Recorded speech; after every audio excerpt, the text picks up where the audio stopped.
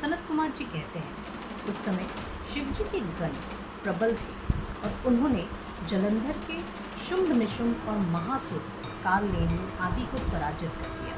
यह देखकर सागर पुत्र जलंधर एक विशाल रथ पर, जिस पर लंबी पताका लगी हुई थी, चढ़कर युद्ध भूमि में आकर घोर गर्जन करने लगा। इधर जयशील शंकर के गण भी युद्ध में तत्पर हो गरजने लगे। इस प्रकार दोनों सेनाओं के हाथी, घोड़े, रथ, शंख, भेरी तथा दोनों ओर के वीरों के सिंहनाद से पृथ्वी व्याप्त हो गई। पश्चात जलंधर ने नंदी को 5, गणेश को 5 तथा वीरभद्र को एक साथ में 20 बाण मारकर उनके शरीर को छेद दिया। यह देख रुद्रपुत्र कार्तिकेय ने भी दैत्य जलंधर को अपनी शक्ति उठाकर मारी, जिसके आघात से वह घुर्मित हो पृथ्वी पर गिर पड़ा। परंतु वो शीघ्र ही उठ पड़ा और क्रोधविष्ट हो कार्तिकेय पर अपनी गदा का प्रहार कर दिया। ब्रह्म वरदान की सफलता के लिए शंकर पुत्र कार्तिकेय पृथ्वी पर सो गए। नंदी भी व्याकुल हो गदा प्रहार से पृथ्वी पर गिर गए, परंतु गणेश जी नहीं गिरे और उन्होंने फरसे से जलंधर की गदा को काट दिया। इससे क्रुद्ध हो दैत्य ने अपनी दारुण शक्ति का प्रहार कर गणेश जी को आहत कर दिया और हाथ में परीघ ले शीघ्र ही वीरभद्र को मारने दौड़ा और परीघ का प्रहार कर दिया। उसके लगने से वीरभद्र व्याकुल हो धराशायी हुए। तब वीरभद्र को पृथ्वी पर गिरा देख शंकर जी के गण चिल्लाते हुए संग्राम भूमि छोड़ बड़े वेग से भाग चले।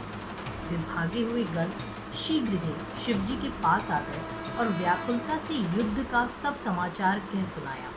लीलाधारी भगवान ने उन्हें अभय दे सबका संतोष वर्णन किया।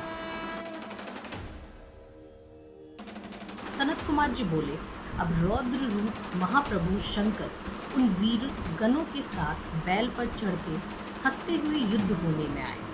शंकर जी ने जलंधर के सब बाण जालों को काट कर अपने गणों को निर्भय कर अपने अन्य बाणों की आंधी से दैत्यों को पीड़ित कर दिया। खड़ग रोमा नामक दैत्य को अपने फरसे से मार डाला। बलाहक का भी सिर काट दिया। घसमर भी मारा गया और शिवगण त्रिशिखा द्वारा प्रचंड दैत्य का सिर काटा गया। भयग्रस्त दैत्य युद्ध को ना आते थे। तब महाक्रुद्ध जलंधर शिवजी को अपनी ओर ललकारने लगा। साथ ही उसने 70 बाण मारकर शिवजी को बिंद कर दिया।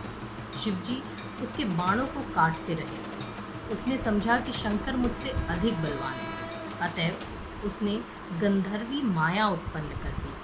अनेकों गंधर्व और अप्सराओं के गण प्रकट हो गए। वेणु और मृदंग आदि बाजों के साथ नृत्य और गान होने लगा। इससे अपने गणों सहित रुद्र भी मोहित हो एकाग्र हो गए। उन्होंने युद्ध बंद कर दिया। फिर तो काम मोहित जलंधर बड़ी शीघ्रता से त्रिनेत्र शंकर का रूप धारण कर वृषभ पर बैठ पार्वती के पास जा पहुंचा। जब पार्वती ने अपने पति शंकर को आते देखा तो सखियों का साथ त्याग वे आगे आईं। उन्हें देखते ही कामातुर जालंधर का वीरपात हो गया और उस पतन से जड़ भी हो गया। गौरी ने उसे दानव समझा।